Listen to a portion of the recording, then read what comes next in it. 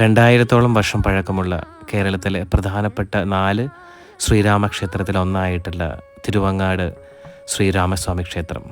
കണ്ണൂർ ജില്ലയിൽ തലശ്ശേരി റെയിൽവേ സ്റ്റേഷനിൽ നിന്നും 2 കിലോമീറ്റർ മാറിയാണ് ഈ ക്ഷേത്രം സ്ഥിതി ചെയ്യുന്നത്.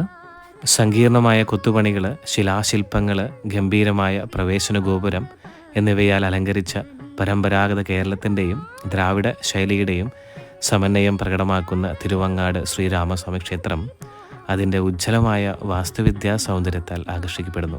ഈ ക്ഷേത്രത്തിന് നിരവധി ചരിത്രകഥകളും ഐതിഹ്യങ്ങളും ഉണ്ട്.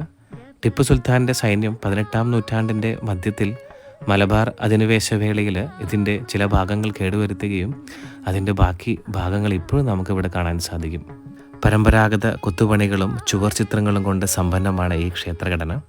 കാവ്യാത്മകമായ ചിത്രങ്ങളെ, അതും രാമായണത്തിലെ കഥാപാത്രങ്ങളെ അടിസ്ഥാനമാക്കിയിട്ടുള്ള കൊത്തുപണികൾ നമുക്കിവിടെ കാണാൻ സാധിക്കും.